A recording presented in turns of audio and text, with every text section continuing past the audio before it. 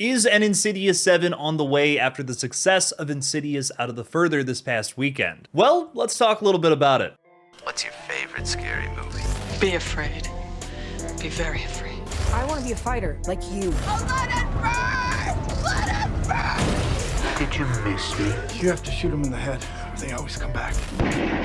The boat can leave now. Tell the crew. But sometimes that is better. Good luck.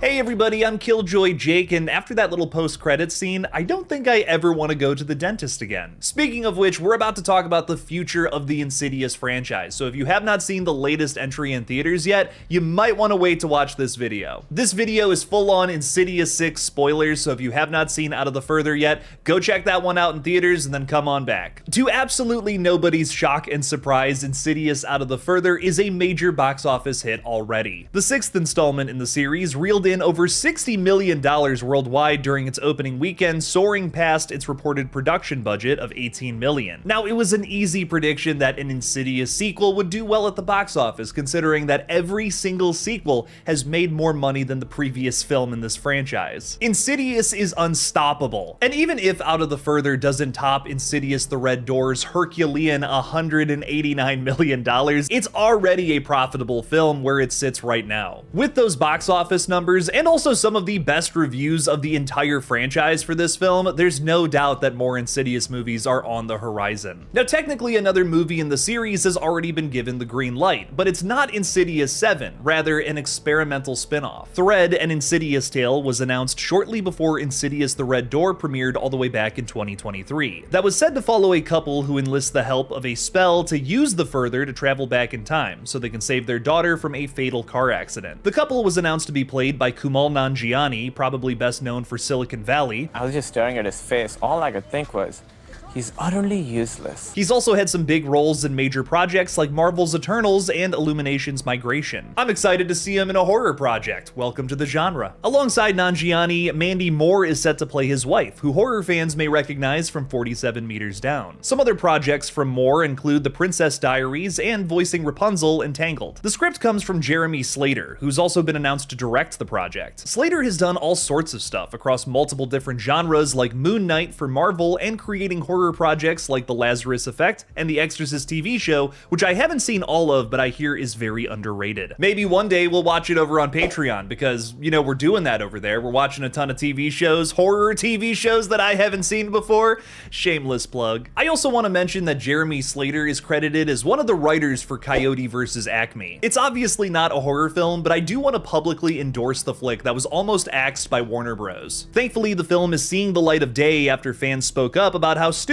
it would be for that film to be cast aside as a tax write-off. Ketchup Entertainment was able to pick up the distribution rights, and this week it's finally getting its public theatrical release. Please go see this movie in theaters if you care about movies as much as I do. I got my tickets for Saturday night. Now, it would be easy to assume that this Insidious spin-off just isn't happening, because it was announced multiple years ago now, and there really hasn't been a whole lot of traction on it. I do, however, have a theory as to why maybe it's been temporarily shelved. Thread kinda sounds like this be careful what you wish for type story, where these parents wish to have their daughter back, but there's some unforeseen consequences. There's plenty of reasons why this spin-off film might have been placed on the back burner, but one of them might be to not draw comparisons between that movie and a much more popular horror film out right now. Blumhouse's Obsession just crossed $500 million this week and is easily one of the most talked about horror projects of the modern era. In fact, Blumhouse even removed the Megan spin-off film Soulmate from the theatrical release schedule this year, likely because it has a general similarity to Obsession. Blumhouse buried that Megan spin-off on VOD, and I guess it gets a streaming release sometime next month on Peacock,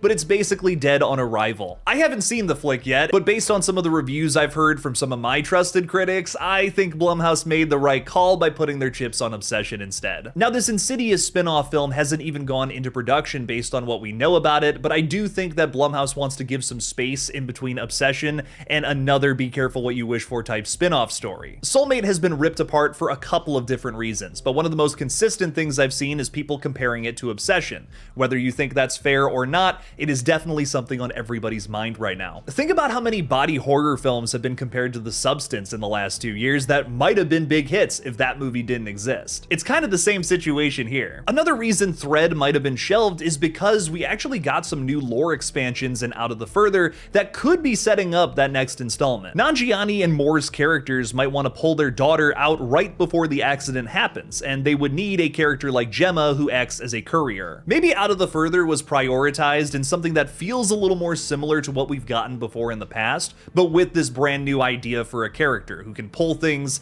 out of the Further. Maybe this is a way for the franchise to dip its toe into the experimental pool before they go in head first. Now, regarding an actual Insidious 7, Out of the Further director Jacob Chase has teased during a Reddit AMA that he actually has ideas for something that could come next. Chase reassured fans online, saying that he'd love to return for another one soon, saying, "We'll see what happens." It definitely feels like Out of the Further was setting up another film with that post-credit scene that saw Cyrus getting tortured by the demons after failing to set them free. I wonder if whatever this sequel he has in mind has something to do with this character. If you remember during Insidious The Red Door, there was a post-credit scene that sort of tied into Out of the Further, very loosely so, and just something that Lynn Shaye's character Elise just briefly mentions in the previous film, but it is there.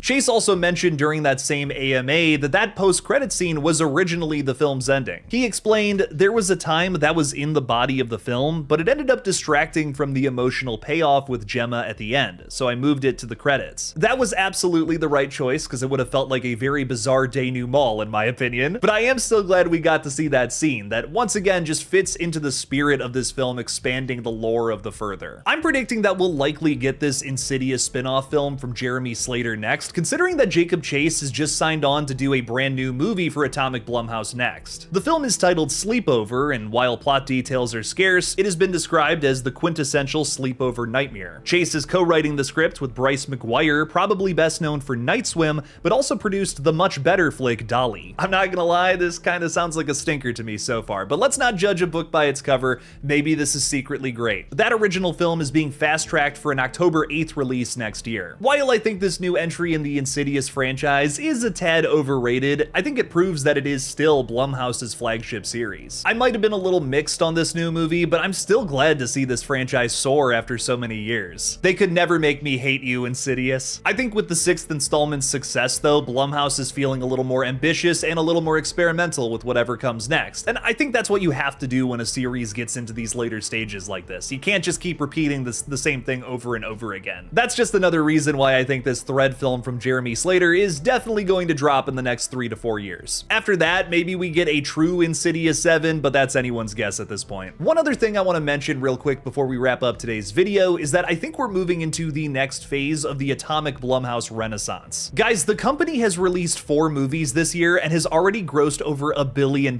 from those 4 films. No one wanted to believe me last year when I said that Blumhouse was making a comeback in 2026. Well, here they are. They didn't believe me. 2027 is going to be no different for the company, as Mike Flanagan is releasing his brand new Exorcist film, Ian Tuason is relaunching the Paranormal Activity franchise, and Blumhouse has even teamed up with Lionsgate to release a brand new Blair Witch project next year. And hey, let's not forget about Sleepover, the movie that everybody's the most excited for. I really hope Jacob Chase doesn't see this video. Jokes aside though, I'm guessing a lot of these movies are going to be smash hits just like everything else they've put out this year. They're even bringing back another one of their previous flagship series with Paranormal Activity. That makes me wonder if they're going to pump the brakes on Insidious for a little while to kind of focus on some other things. Blumhouse has got a whole bunch of franchises that they can kind of rely on for a bit. I don't know if I want to see Insidious films pumped out every single year, but I would hate to see this franchise stop for too long. The point I want to make with all of this is, yes, at one point Insidious was their flagship series, but they got a whole bunch of stuff now. As a fan of this series, of course I would love to see it continue, but I also wouldn't be shocked if we didn't see an Insidious 7, whether that be a spin-off or a new continuation in the series until sometime in the 2030s. Blumhouse has got a full plate for the next couple of years, man. I don't know where they're gonna squeeze in an Insidious sequel. Whatever ends up happening, I'm just so glad that Jason Blum has turned this ship around. Blumhouse is back, baby. Before we wrap up today's video, please make sure to like it and subscribe to this page for more updates on the most exciting horror projects. You can also listen to horror updates on Spotify while you're on the go. Also, the best way to support this channel is by becoming a patron on Patreon. Over there, you can find a ton of bonus content like reactions to various horror TV shows and movies. We're currently watching Dexter and Hannibal with multiple episodes going up there a week. Oh my god, oh my god. Check it out by clicking on the link in the description below. One final plug and I'll shut the heck up. Please make sure to also check out my film channel, Human Egg Productions, where we're currently posting horror and comedy short films. Hey, Daddy, I'm gonna rip your nutsack out of your asshole! See? Full deadite. I'm gonna have to put you down, boy. Thank you to everyone who supports all of my pages. What did you guys think about this new sequel though, and are you excited for an Insidious 7, whether that be a spin-off or a brand new continuation? Let me know your thoughts down in the comments below. Thank you guys so much for watching, please subscribe, and as always, don't forget to kill it out there, y'all.